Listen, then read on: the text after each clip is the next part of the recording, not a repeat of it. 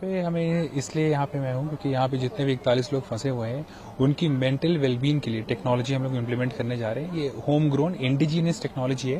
हालांकि मेरा बहुत ही छोटा सा एक रोल है, बट एक बहुत इंपॉर्टेंट रोल है, क्योंकि जब अंदर कोई इतने दिन तक फंसा रहता है तो उसकी मानसिक जो हालत होती है वो बहुत ही असंतुलित हो जाती है। तो हमारे पास ऐसे सिस्टम्स हैं जो कि उनको राउंड द क्लॉक मॉनिटर करेंगे, उनकी हेल्थ को मॉनिटर करेंगे। साथ ही साथ हम वहाँ पे लिमिटेड एक्सेस इंटरनेट सर्विस भी प्रोवाइड कराएंगे टनल के अंदर।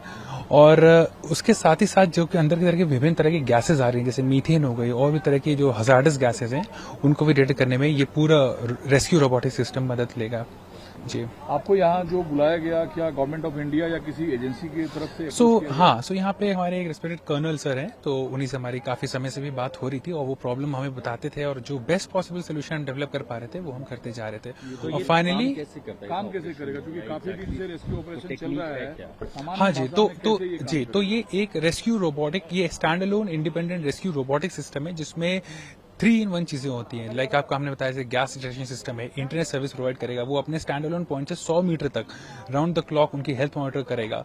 और कोई भी व्यक्ति इस तरह से अगर अंदर फंसा रहता है तो उसको हम लोग जितना भी कहते नहीं मेंटल वेलबींग के लिए चीजें दे सकें तो वो करेंगे। और उससे बड़ी चीज ये कि ये होम ग्रोन है और मैं कोई प्रोफेशनल रेस्क्यूअर नहीं हूँ, बट देन मेरे जो स्किल सेट है दैट इज टेक्नोलॉजी और रिसर्च एंड रोबोटिक्स, उसकी मदद से। इससे पहले भी एक बिल्डिंग गिरी थी लखनऊ में अलाया, जिसमें 14 लोगों को जिंदा निकाला था, उसमें भी मैंने अपने रोबोटिक सिस्टम लगाया था, सर्च एंड रेस्क्यू।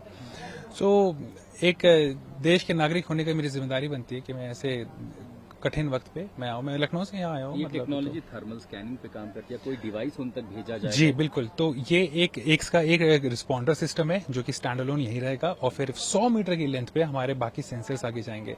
तो ये एक, और वो क्योंकि यहाँ पर पैसेज नहीं है उस पार। हाँ, वो जो लाइफलाइन यानी कि अप्रोच जो बनाया है, जो लाइफलाइन है वो उसी के, वो बहुत ही छोटे छोटे हमने डेवलप किए हैं ताकि उस लाइफलाइन से हम लोग वहाँ पे। कितना लगभग सर समय लगेगा आपको इस पूरा सेटअप करने में?